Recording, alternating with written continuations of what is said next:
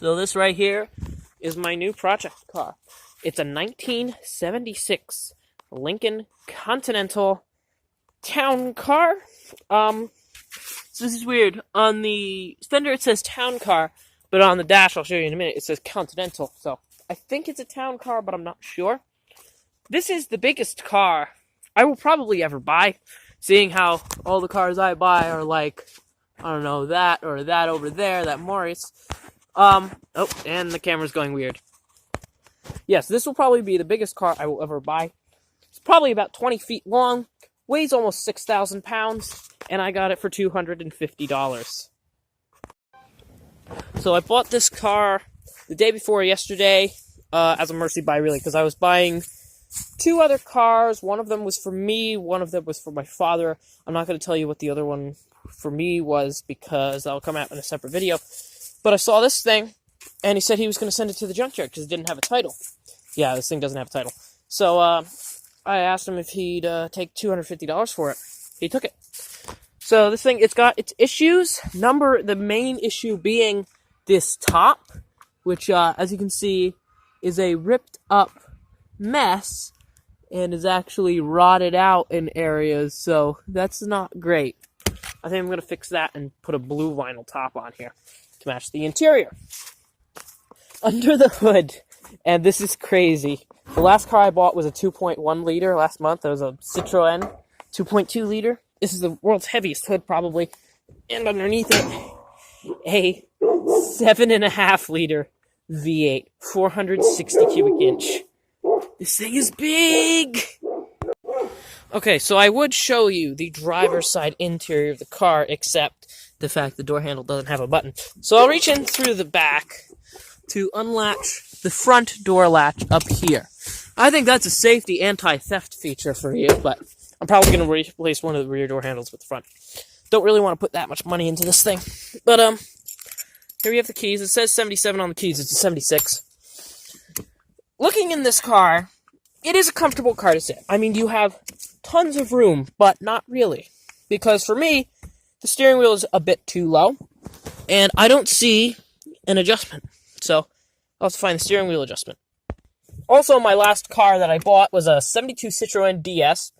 Gotta say, the seats in the Citroen, far more comfortable than these seats. They have a lot more cushion, even though these seats literally have pillows sewed on top of them. Citroen seats are far more comfortable, and the seating position in this thing is not comparable to the Citroen either. These two cars were about the same price new. The Citroen has a lot better seating arrangement than this car. But, you know, this is Malaise-era America right here, where basically the only thing you had in looking for a car was how big it was. Look at that gauge cluster. That is absolutely massive. Of course, 3-speed automatic transmission. Here's all your rest of your gauges. Here's your gear lever. And look at this. A Cartier clock. It's like a rotational clock. Of course, 100% of these, they don't work. Here's your air conditioning controls. It has an 8-track player.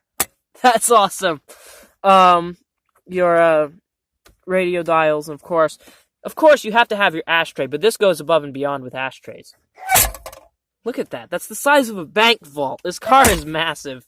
It's huge. Of course, you got your massive glove box. I don't want to open it because I'm not sure I'll be able to close it. Acres of velour and shag carpeting. With the roof being rotted out, the headliner's in surprisingly good condition. Of course, you got your mirror, which is on the windscreen. You have this carpet covering the dashboard, and of course it obscures the VIN plate, so you gotta pull it up in order to access the VIN at all. Here's all your window. Oh, door locks apparently work. There's your window lock. You got your windows. Of course they work. There's something I don't like about these Fords. Let me put the key in the ignition really quick and turn it on. Something I don't like about these Malaise era and later-ish Fords is this. Now you see that? The roll-down quarter window. I don't like that at all. I think that is the worst design of any quarter window I have ever seen. Because usually I like to flip them open when I have quarter windows. Just flip them open, you get a bit of air. These just roll completely down. It's awful. Of course, we're seeing fender skirts and this beautiful opera window as we climb into the back seat here, where we find the optional bag of potting soil and this mannequin lady. But also, these rear seats, they are very nice. They got the nice embroidered Lincoln badge, of course, the pillows, and it seems to have mushrooms growing in between the seats. Down here, we have just the thickest armrest you will ever see, and it's just so cushy and comfortable. This whole car is comfortable.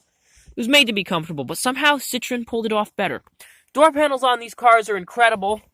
You have the pull strap, and you have your own ashtray with cigarette lighter in every one of these doors, except the fronts. The fronts you have to share somehow, which is really weird.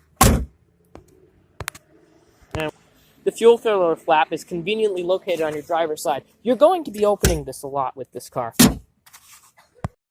The trunk in this car is also massive. It's so big, you could probably have, let me put this key in, you could probably have a medium-sized wedding in this trunk.